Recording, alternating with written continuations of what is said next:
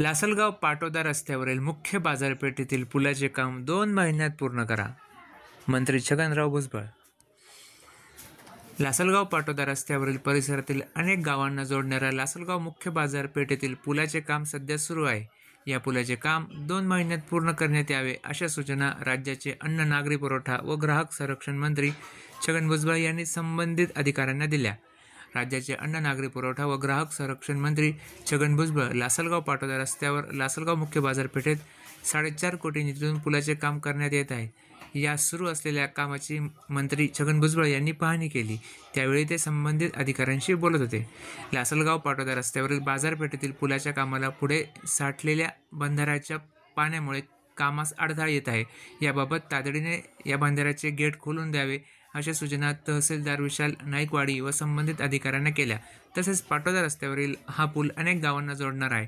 त्यामुळे येथील वाहतूक सुरळीत होण्यासाठी 2 महिन्याच्या आत या पुलाचे काम पूर्ण करण्यात यावे अशा सूचना मंत्री छगन भुजबळ यांनी संबंधित अधिकाऱ्यांना केल्या.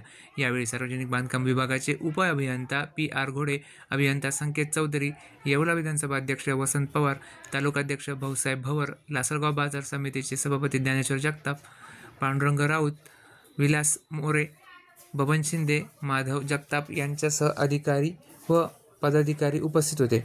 शिवनदी संवर्धनाच्या कामाला तातडीने कार्यारंभ आदेश द्यावा. राज्य नदी संवर्धन योजनेच्या माध्यमातून शिवनदी संवर्धनासाठी 12.5 कोटी रुपयांचा निधी मंजूर करण्यात आला असून कामाला मंजुरी मिळाली आहे.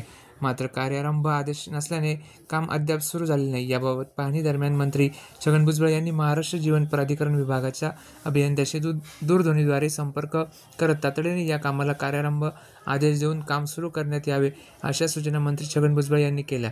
कांदानगर न्यूजसाठी असिफ पठाणसह ऋषिकेश जोशी, लासलगाव.